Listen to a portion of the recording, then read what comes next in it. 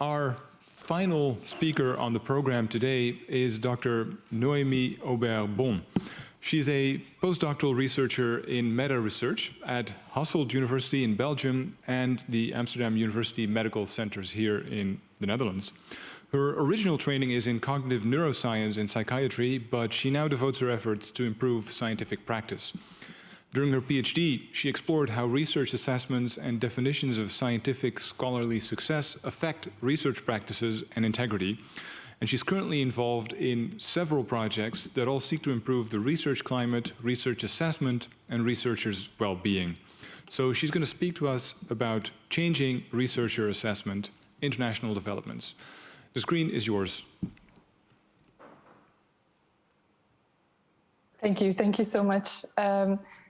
So first of all, I want to thank the organizers for inviting me. I wish I could have been there in person. Unfortunately, I'm not there with you, but I'm really, I see that this is a very great event. I also want to say that it's really amazing when I'm asked to talk about research assessment and all of the other presentations in the conference talk about research assessment already. I think this is a very positive sign. So, the goal of today is still, the main topic of today is about research integrity. And to start, I want to say, I think it's quite clear for all of us that in research integrity, there's misconduct, there's questionable research practices that were the early topics, but more and more these topics are taking less importance in the whole topic of research integrity. And we're focusing more on all of the practices of research. And the point that I want to bring here is that these practices are influenced by a lot of external factors, and many of these factors can be bundled up in research assessments. So the main message of my presentation here is going to say that to sustainably foster research integrity, we should address research assessment. So this is my key message, and I will brief you through that message in this presentation. So first, I want to talk a bit about the problems with current research assessments, and then I will try to keep a lot of time for positive initiatives that are currently happening and that offer hope for the future. But first, the problems. So to present you some of the problems of research assessment, I selected some findings from my work because I feel more comfortable talking about these. There's three different works that I will talk about. One is the focus groups and interviews with different stakeholders. Another one is a small-scale survey with researchers, and another one is a large-scale survey with researchers.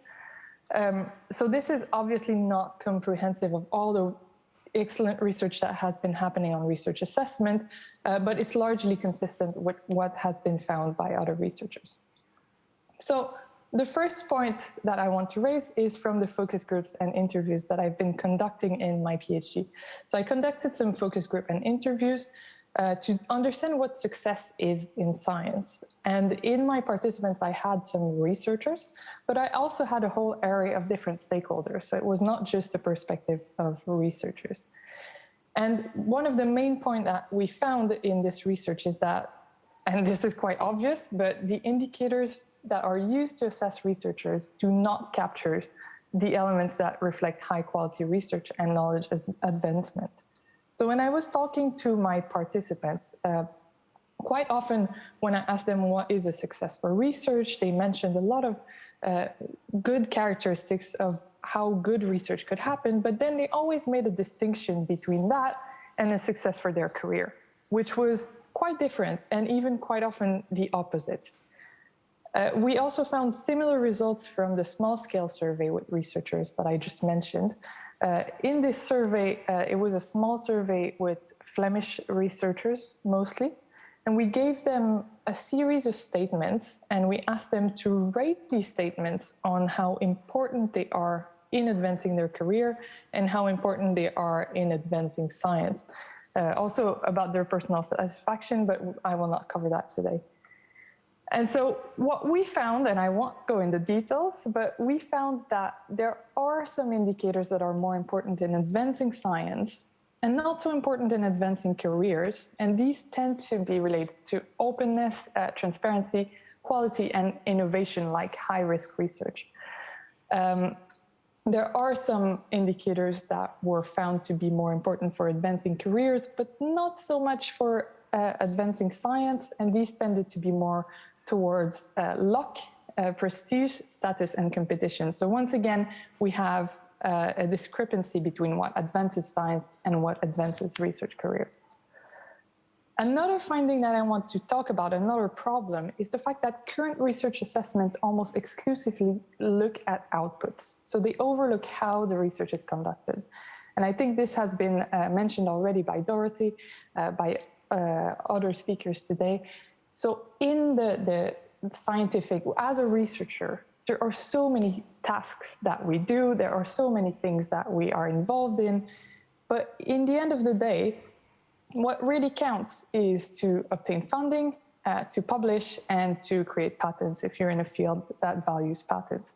And the rest is completely disregarded. So this is problematic. We also found a similar finding in the large-scale survey with researchers that we did as part of the SOPS for RI project. So this is a European Commission project that was conducted with Amsterdam University. And there was a large-scale survey coordinated by the University of Essex, by Nick Allum, with about 50,000 researchers responding.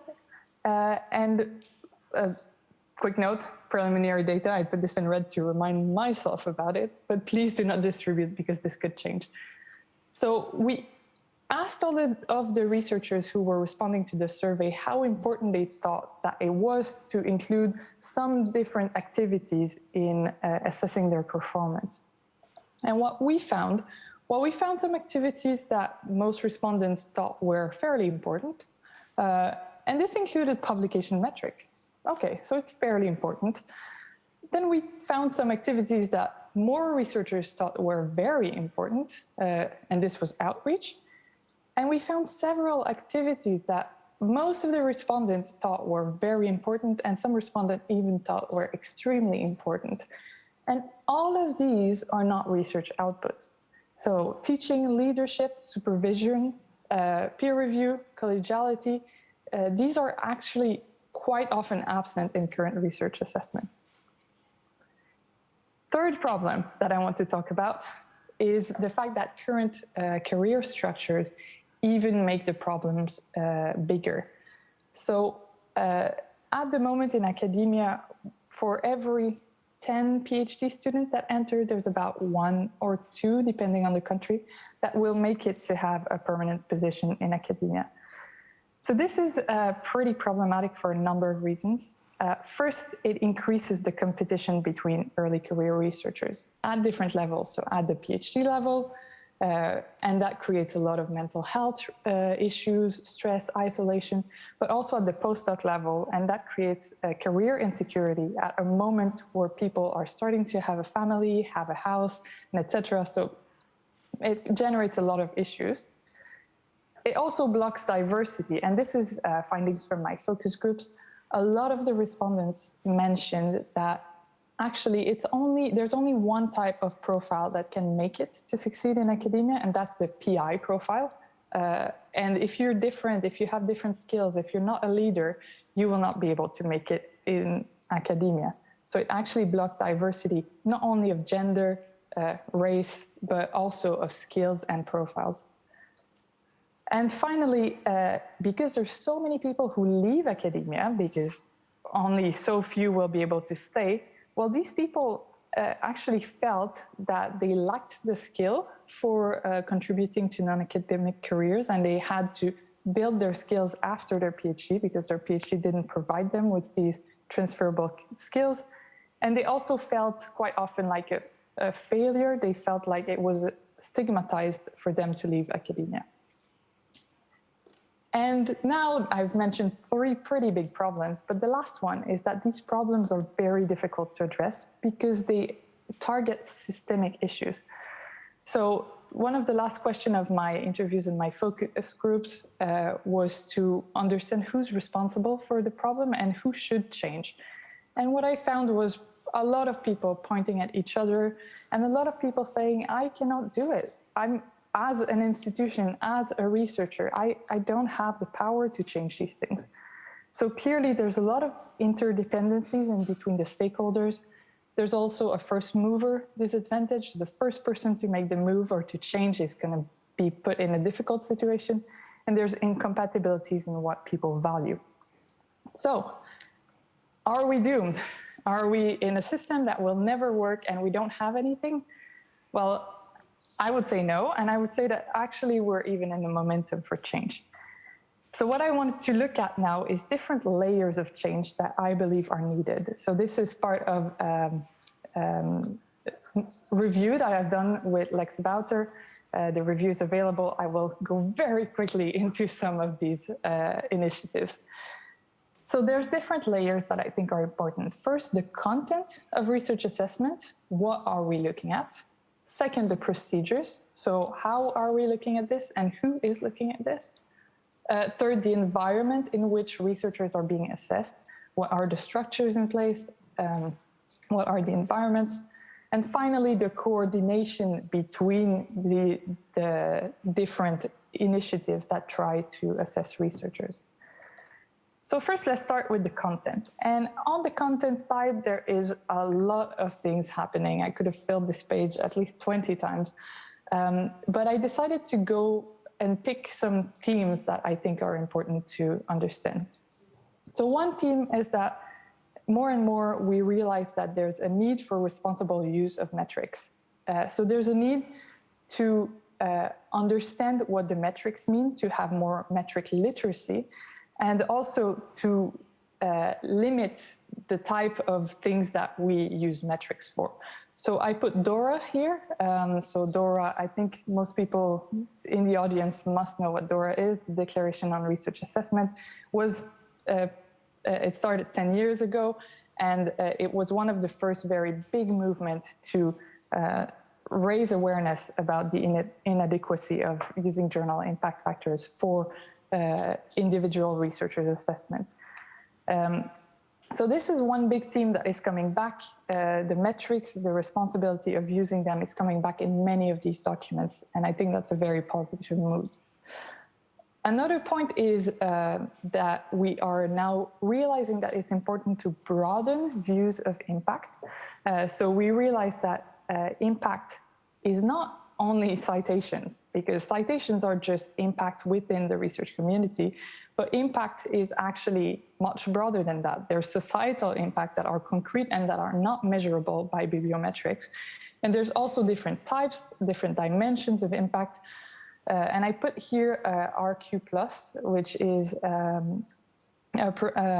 framework put together by IDREC in Canada. And it's a link, so if you use my slides afterward, you can go click. I think it's a very brilliant document to look at different aspects of research impact and at broadening what we understand by impact. There's also the problem that I mentioned, that we tend to look only at research outputs. Well, more and more we're realizing that it's important to look beyond these research outputs. And narrative CVs or resume for researchers are quite a good example of that, because they allow the researchers to decide what they value in their research. Some people might value their teaching. Some people might value their peer review. So not everyone has the same skills, and that allows them to have more individual profiles and more diversity in how they present their skills and their strengths. And now, speaking of diversity, there's more and more value to diversifying what we consider success, and also embracing that diversity itself is an asset to research. So I put the DARE here, the Diversity Approach to Research Evaluation. It's another document, framework on how to assess the value of diversity that's very interesting to go look into. And I also put here the Recognition and Reward Program from the Netherlands, which allows researchers to actually build their own profile to select domains in which they want to focus. So some researchers might want to focus on teaching, others might want to focus on leadership, others on impact, so really changing the field, but not so much on publications and etc. So researchers have more flexibility in what they want to do. So that was the content. Now bear with me, going to the procedures. So in the procedures, there's a lot of things happening. And one framework that I find really helpful in understanding why the procedure for research assessment is important is the scope framework from INORM. So this framework asks us to really think, well, what do we value and why do we evaluate researchers?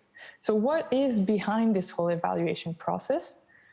And that really brings us back to the question, what is it that we aim to achieve? Because it's not the same thing if you want to build strong teams, to build capacity, or if you want to change society, or if you want to increase your ranking as an institution. All these things are very different. So understanding the why at the beginning of the process is extremely important, and it's starting to be recognized in the research community. It's also starting to, we're also starting to see clearer definition of the terms. So this is an article by Anna Hatch, who's one of the big leaders of DORA. And in this article, she mentioned the fact that we use a lot of terms that we never define, like impactful, excellent, world-class, significant, innovative. These kind of terms are left for people to interpret. And more in the documents that I see appearing on research assessment, these terms are being defined. So I think this is a very positive change that we're seeing.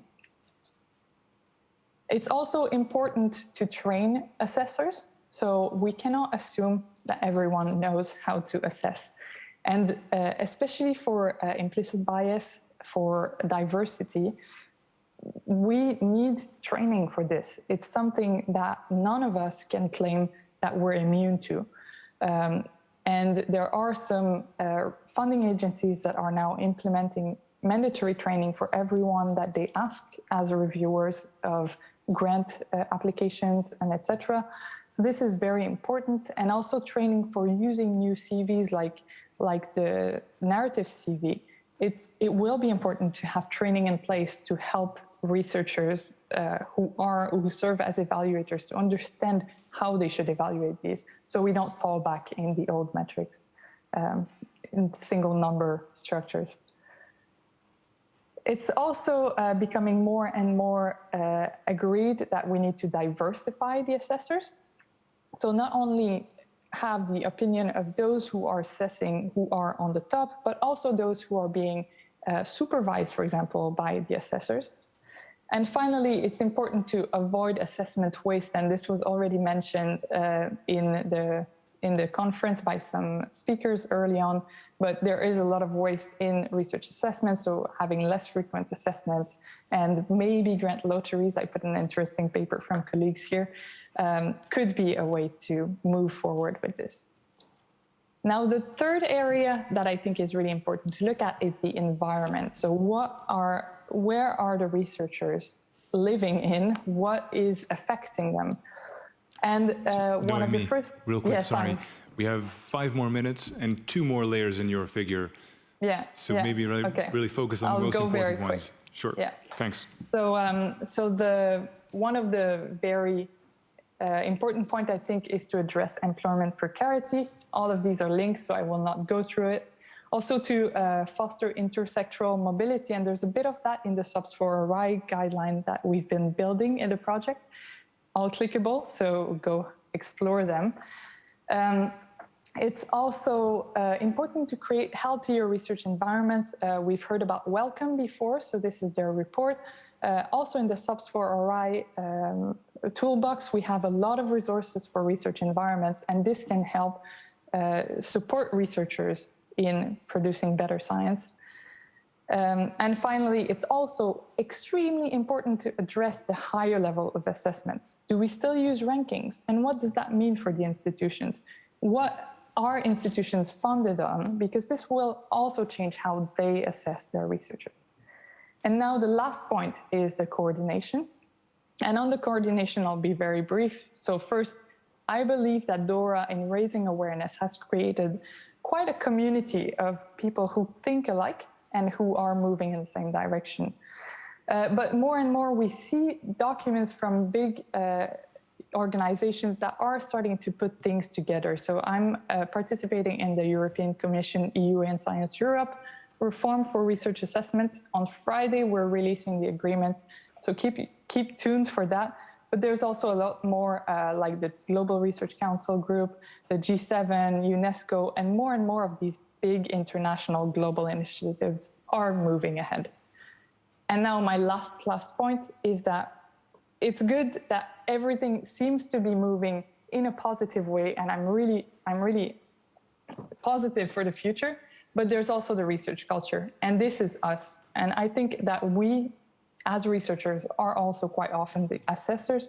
We have a role to play in shaping what it means to be successful in research. And we're all part of the problem in a way, but we can also all be part of the solution. Thank you so much.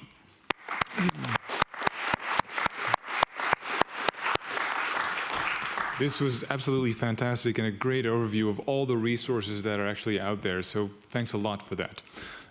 Questions from our audience. There's one question in the online Q&A, which has to do with the disadvantages of being an early adopter. So, suppose one country, the Netherlands or other countries, they sort of move forward and go ahead and they change the ways in which researchers are assessed and evaluated. So what's the risk there for the international opportunities and competitiveness, if you want to call it that, of Dutch researchers? Aren't we shooting ourselves in the foot, as you might put it? Yeah, well, I think so it's a real problem. It's often seen as a big disadvantage to be the first mover. If you want my opinion as a researcher who's done research on research assessment for quite a while, I think it is the opposite, because things will change. We're facing a momentum where we cannot keep it in the way it is working right now. So the first ones who moved and changed their assessments are actually going to be in an advantageous position, in my opinion. But at the same time, it's always difficult. And one of the positive aspects of big projects like the European Commission reform or the G7 group or the GRC group on research assessments, these are putting together different actors. So they kind of overcome the first movers' disadvantage because people are moving together. So in the European Commission reform, for example, there's about 350 stakeholders that expressed interest so far. If they all move together, that's a massive movement that then means that everybody will agree, or at least the majority, there will be a common agreement on these new assessment methods. Right, good. So do you think this is mostly sort of a European development, or do you see similar trends in the US, China, India, other sort of growing scientific power players? Well, I mean, Europe is very vocal about it. But when you think about it, so DORA started in the US. And of course, there's always a gap between the stage at which we are right now in Europe, in certain countries, and the stage at which they are in the global south, in other countries that are just starting to catch up with impact factors instead of counting publications, So there is a gap, but this is why it's important to put things together on a global scale. The European Commission reform, for example, is a global initiative, even though it says European Commission, but there are some countries from the global south taking part in it. The GRC is a beautiful example because there's two chairs, one from the global south, one from the global north, and then there's representatives from each region that talk about the issues in their countries in the meeting. So I think it is an issue that needs to be more global and needs to be acknowledged on a more global scale, and we need to put everyone not necessarily at the same stage at the same time, but to put everyone in the discussion. Right. Thank you. So please join me in thanking Dr. Aubert Bonn again for a wonderful talk.